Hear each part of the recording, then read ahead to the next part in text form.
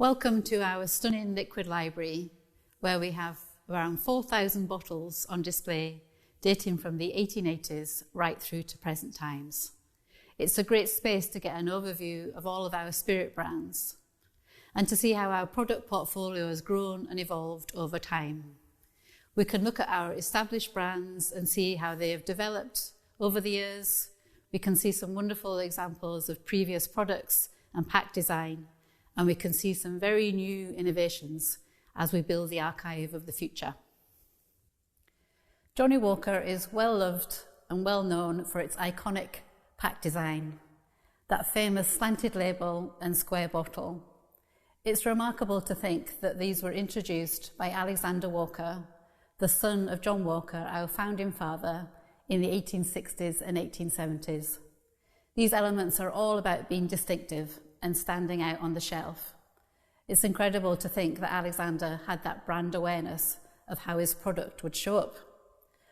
And these design elements have become integral to the brand.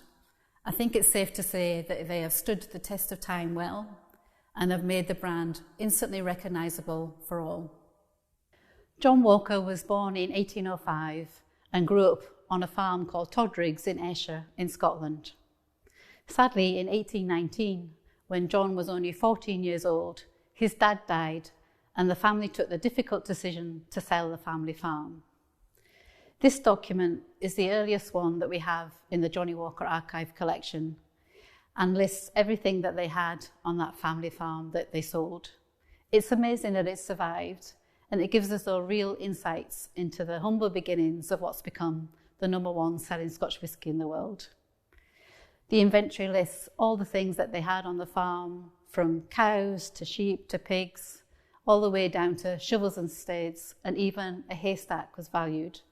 And they raised £537, which was enough for them to secure a grocery shop in the nearby town of Kilmarnock for John to take his next steps. In John Walker's grocery shop, he sold household products, as well as wines and spirits, and of course, Scotch whisky. This document here is the earliest one that we have for the grocery shop and dates from 1825. It tells us exactly what John was selling in the shop at that time. As well as those spirits, he was also selling exotic products like tea from China and pepper from Jamaica.